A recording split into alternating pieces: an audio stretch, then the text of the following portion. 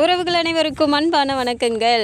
இப்படி ஒரு விஷயத்த சந்தா சொல்லியிருக்காங்க அப்படிங்கும்போது வீட்டில் இருக்க எல்லாருக்குமே அவங்க என்ன பேசுகிறாங்க அப்படிங்கிறது கூட புரியாமல் நின்றுட்டு இருக்கும்போது இங்கே பசங்க எல்லாருமே தம்பிங்க எகிரிக்கிட்ட அடிக்க போகும்போது இங்கே ஒரு வழியாக நிலா கண்ட்ரோல் பண்ணுறாங்க. என்ன பிரச்சனை போயிட்டுருக்கு, நீங்கள் ஏன் உள்ளே பூந்து எதாவது பண்ணுறீங்க, அமைதியாக இருங்க அப்படிங்கிறாங்க.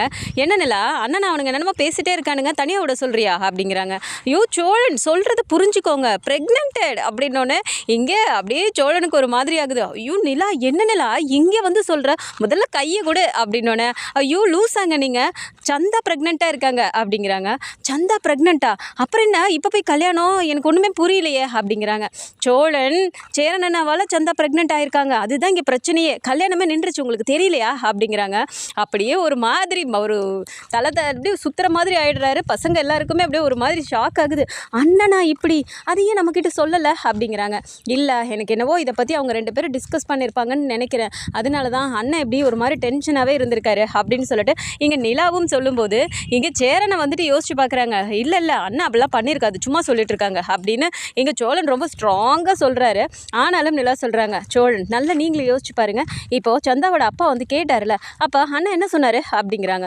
அப்போ தான் யோசிச்சு பார்த்தா புரியுது. ஆமாம் சொல்லுடா, சந்தா சொல்கிறது உண்மையா அப்படின்னோடனே ஆமாம் அப்படின்னு இங்கே சேரனும் சொன்னது விஷயத்த இங்கே கேட்ட உடனே அப்படியே சோழனுக்கு தலையெல்லாம் சுற்றுது. அண்ணனா இப்படி அப்படின்ட்டு ஒரு மாதிரி யோசிச்சுட்டு பண்ணுறதெல்லாம் பண்ணிவிட்டு மூஞ்சி இப்படியா வச்சிட்டு இருக்க, நீ பாவமா, வீட்டுக்கு அவனை வச்சுக்கிறேன் அப்படிங்கிற மாதிரி இங்கே சோழனுமே சேரனை பார்த்து அப்படியே ஒரு மாதிரி ஸ்டன் ஆகி நிற்கிறாரு. ஸோ மொத்த ஃபேமிலியும் ஷாக்கில் நிற்கிற மாதிரியே சேரன் இப்படி ஒரு விஷயத்த பண்ணியிருப்பாரா அப்படின்னு நீங்களும் யோசிச்சுட்டு ஒரு மாதிரி ஷாக்கில் தான் இருந்தீங்க அப்படின்னா மறக்காமல் இந்த வீடியோக்கு ஒரு லைக்கை மட்டும் கொடுத்துருங்க. ஸோ ஃபைனலாக என்ன இங்கே டிசைட் பண்ணியிருக்காங்கன்னா, வீட்டுக்கு வாங்க மறுநாள் நம்ம பேசிக்கலாம் அப்படின்னு சொல்லிட்டு அவங்க அப்பா ஒரு மாதிரி வேண்டா வெறுப்போட அனீஷ் கிட்ட சொல்கிறத இங்கே அவர் திரும்பவும் சொல்கிறாரு. ஸோ சேரன் இருந்துட்டு எதுக்கு வீட்டுக்கெலாம் வரணும், நாங்கள் இப்படியே சந்தாவை கூட்டிகிட்டு நாங்கள் கிளம்புறோம் அப்படின்னு சேரன் சொன்னாலும் சோழன் உடனே என்ன சொல்லிடுறாருன்னா, ஆமாம் 6 மாதம் டைம் கேட்டோம், அதுக்கெலாம் நீங்கள் ஒத்துக்கல, இப்போ வீடு வரைக்கும் அங்கே மட்டும் என்னத்தை வச்சு பேச போகிறீங்க, இங்கே தான் எல்லாம் ரெடியாக இருக்குல்ல, இங்கே ஏன் அண்ணனுக்கும் அன்னிக்கும் கல்யாணத்தை முடிச்சுட்டு நாங்கள் இப்படியே கிளம்புறோம் அப்படிங்கிறாங்க. இதை கேட்டதும் அவங்க அப்பாவுக்கும் அம்மாவுக்கும் அப்படி ஒரு கோவம் வருது. ஏண்டா நீங்கள் 2 பேர் கல்யாணம் பண்ணுறதுக்கு தான் நாங்கள் இவ்வளோ செலவு பண்ணி இவ்வளவும் பண்ணியிருக்கோமா, எங்கள் மானத்தை வாங்கிட்டீங்களா அப்படின்னு சொல்லிட்டு இங்கே சேரன் மேலே அவர் ரொம்பவுமே கடுப்பாகிறாரு. சேரனை ஒரு மாதிரி போய் பேசுகிறாரு. இங்கே பாருங்கள் சார், நான் உங்ககிட்ட கெஞ்சி கேட்குறேன், சந்தாவை நான் நல்லா பார்த்துக்குவேன், உங்களுக்கு ஏன் என் மேலே நம்பிக்கையே வர மாட்டேங்குது, நீங்கள் வேற நான் வேறன்னு சொல்லி தான் யோசிக்கிறீங்களே தவிர நான் நல்லா பார்த்துப்பேன், உங்கள் பொண்ணு சந்தோஷமாக இருக்கணும்னு கொஞ்சமாவது யோசிச்சு பாருங்கள் சார். இப்போ இதுக்கு மேலே வேலை வழியே இல்லை சார். என்ன பண்ணுவீங்க நீங்கள், இப்போது சந்தா மாசமாக இருக்கா அப்படிங்கும்போது என் குழந்தைய அவள் சுமந்துட்டு இருக்கா சார், அப்படி இருக்கும்போது வேறு யாருக்கும் நீங்கள் கல்யாணம் பண்ணி கொடுப்பீங்க, இல்லை எங்களை நீங்கள் இங்கிட்டு போக சொல்லிட்டு நீங்கள் உடனே வேறு ஏதாவது ஏற்பாடு பண்ணாலும் பண்ணுவீங்க, நான் சந்தாவை உங்களை நம்பிலாம் விட்டுட்டு போக மாட்டேன், சந்தாவை நான் இப்போவே கூட்டிகிட்டு போகிறேன் அப்படின்னு சொல்லிட்டு ரொம்பவுமே பிடிவாதமாக பேசும்போது இங்கே அவருக்கு என்ன பண்ணுறதுனே தெரியல. நீங்கள் பார், இனிமேல் என் மூஞ்சிலே முழிக்கக்கூடாது, அவள் எங்களுக்கு இப்படி பெரிய துரோகத்தை பண்ணிவிட்டு எங்கள் மொத்த மானத்தையும் எல்லாத்துக்கும் முன்னாடி வாங்கிட்டா, இவன் இனிமேல் என் மூஞ்சிலே முழிக்கக்கூடாது, கூட்டிகிட்டு கிளம்புங்க நீங்கள் அப்படிங்கிறாங்க. இங்கே சந்தாவுக்கு ஒரு மாதிரி கஷ்டமாக இருக்குது, போக சொல்லிட்டாங்க அப்படிங்கிற ஒரு சந்தோஷம் இருந்தாலும் போயிட்டு அவங்க அப்பா கிட்டே அம்மா கிட்டே மன்னிப்பு கேட்டு அழுகுறாங்க. ஆனாலும் அவங்க ஒரு மாதிரி உதாசீனப்படுத்துகிற மாதிரி பேசிட்டு எங்கள் மூஞ்சிலே முழிக்காத, எங்களுக்கு இனிமேல் ஒரு பொண்ணே கிடையாது, கிளம்பி போ அப்படிங்கிற மாதிரி இங்கே இவங்களும் திட்டி அனுப்பிடுறாங்க.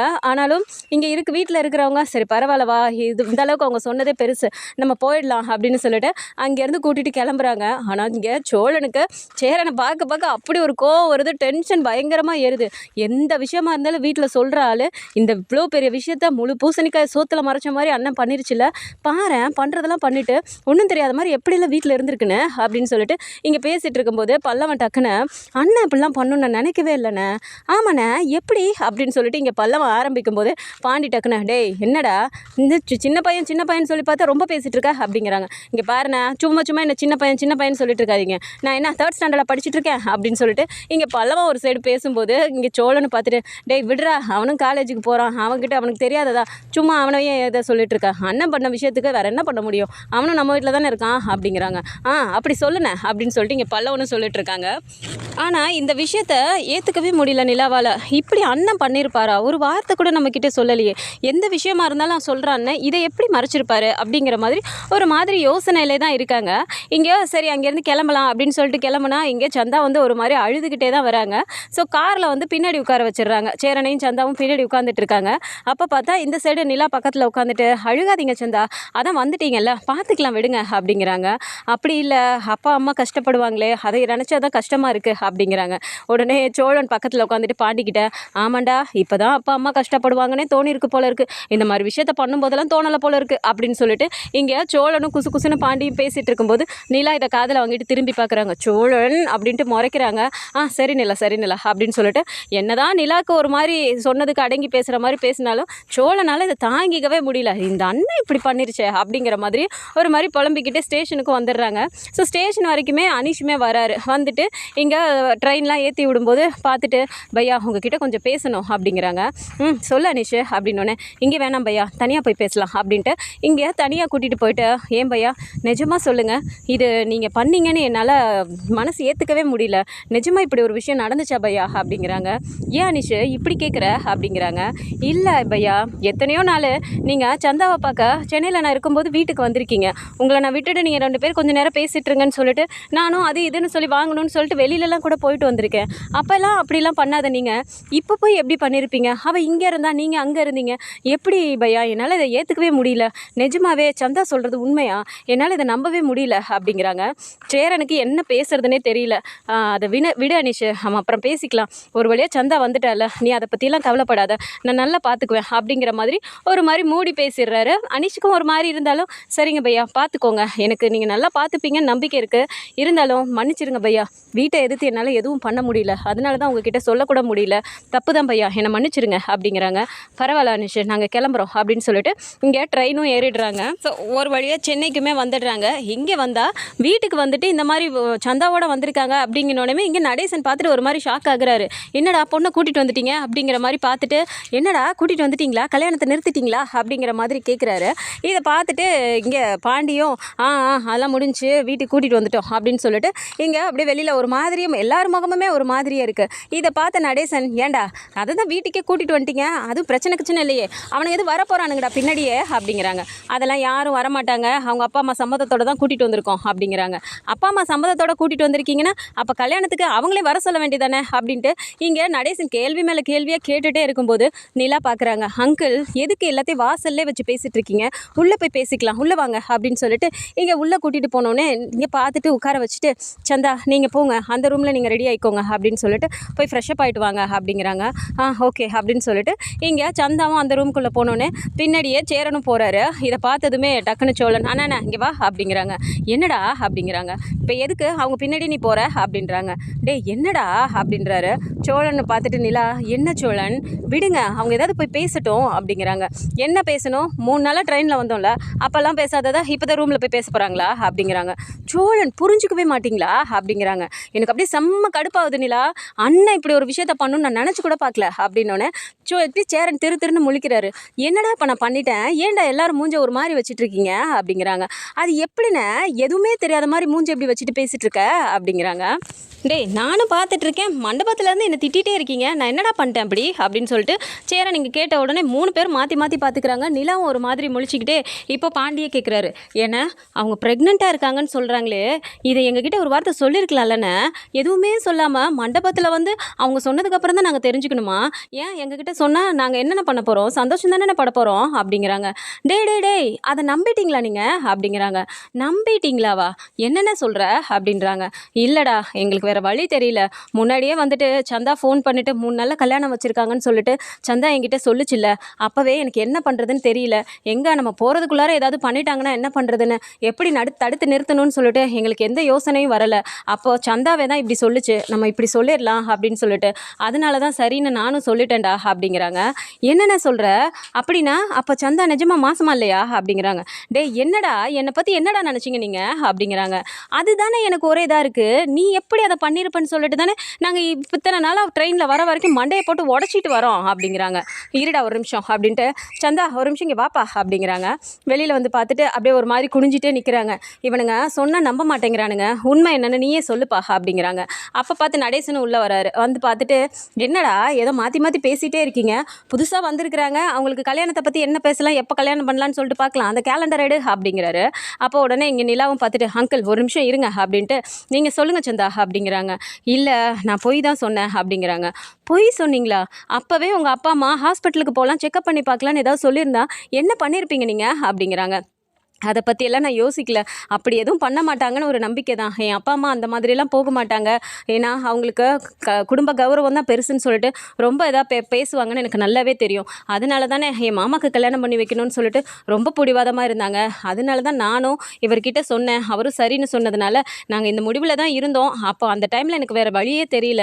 வலுக்கட்டாயமா உட்கார வச்சுட்டு, அவர் வந்ததுக்கப்புறம் கூட எனக்கு தாலி கட்ட பார்க்கும்போது, "என்ன வேற என்ன பண்ண சொல்றீங்க?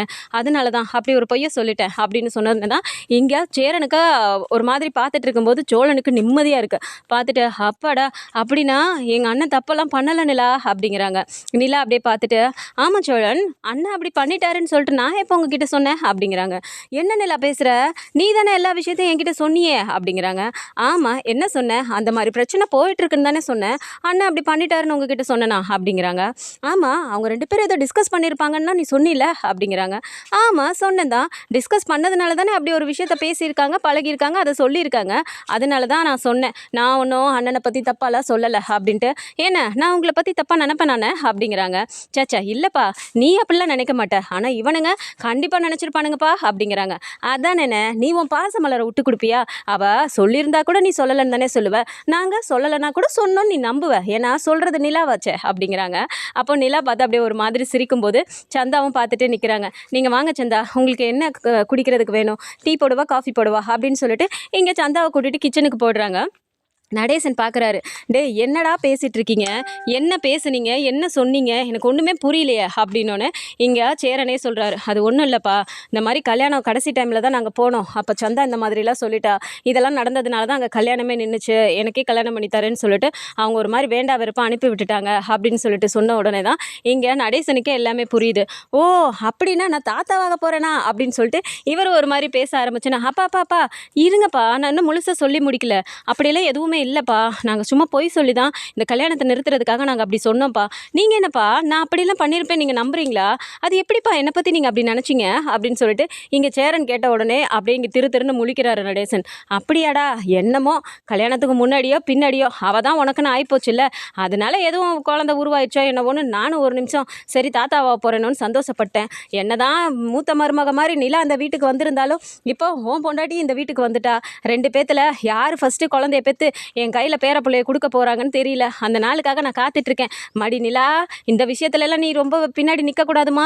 இப்போ தான் சந்தா வீட்டுக்கு வந்திருக்கா. அவளுக்கு கல்யாணம் பண்ணணும். இன்னும் அடுத்தடுத்து நடக்க வேண்டியதெல்லாம் இருக்குது. ஆனால் உனக்கு முன்னாடியே எல்லாமே நடந்துருச்சு. நீ இந்த வீட்டுக்கு வந்து ரொம்ப நாள் ஆயிடுச்சு. சீக்கிரமா என் காதில் குழந்தை சத்தம் கேட்குற மாதிரி சீக்கிரமாக என் கையில் ஒரு பேர குழந்தைய கொடுமா" அப்படிங்கிறாங்க. உடனே சோழன் பார்த்துட்டு, "இப்போ என்ன, உனக்கு குழந்தை சத்தம் காதில் கேட்கணும் அவ்வளோதானே? இந்த அப்படி நேராக போய் லெஃப்ட் திரும்பினீன்னா ஒரு ஹாஸ்பிட்டல் இருக்கும். அங்கே போய் நில்லு, நிறைய குழந்தை சத்தம் கேட்கும்" அப்படிங்கிறாங்க. "யார்ரா அவன் கூறு கட்டவன் மாதிரி பேசிகிட்டு இருக்கான்? இவங்க ரோட்டில் போய் அங்கே ஒரு ஹாஸ்பிட்டலில் நின்னா அங்கே கேட்குற குழந்தை சத்தம்லாம் என் பேர குழந்தைங்க சத்தமாயிடுமா? நான் என் வீட்டில் கேட்கணும்னு சொன்னேன்டா. என் கையால் தூக்கி அதுங்க என் மடியிலே உச்சா போகிறது எல்லாம் நடக்கணும்" அப்படிங்கிறாங்க. "உனக்கு என்ன, இப்போ உன் மடியில் உச்சா போகணும் அவ்வளோதானே?" அப்படின்னு சொல்லிட்டு இப்போ நேராக இப்படி சோழன் நடக்க போகிறாரு. "டேய் என்னடா, நான் என் பேர குழந்தைய சொன்னேன், உன்னை சொல்லலை. ஆளை மூஞ்சை பாரு" அப்படின்னு சொல்லிட்டு அவர் படிக்கு திட்டிக்கிட்டே போடுறாரு. இங்கே நிலாவும் பார்த்து சிரிச்சிட்டு இருக்காங்க. ஆனால் சந்தாவுக்கு இங்கே ஒரு மாதிரி கஷ்டமாகவே இருக்குது. உம்முன்னு உட்காந்துட்டு இருக்காங்க. நிலா போயிட்டு பேசுகிறாங்க. "என்ன சந்தா, அப்பா அம்மா இப்படி பேசிட்டாங்களேன்னு கஷ்டமாக இருக்கா?" அப்படிங்கிறாங்க. "ஆமாம், நானும் எவ்வளவோ போராடி பார்த்தேன். எப்படியாவது அவங்க சம்மதத்தோட கல்யாணம் பண்ணணும்னு சொல்லிட்டு. ஆனால் எனக்கு அது நடக்கவே இல்லைன்னு இருக்கணும் போல இருக்குது" அப்படிங்கிறாங்க. உடனே நிலாவும் சொல்கிறாங்க, "நீங்கள் என்ன யோசிச்சு பாருங்க சந்தா, என்னை பற்றி உங்களுக்கு எல்லாமே தெரியும்ல.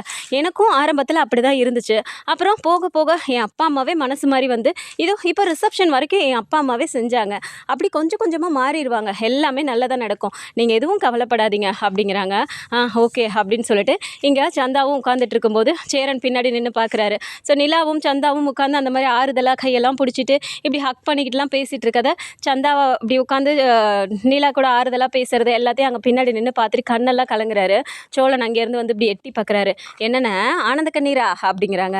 "டேய் சும்மா இருடா, அங்கே பாருடா நிலாவை.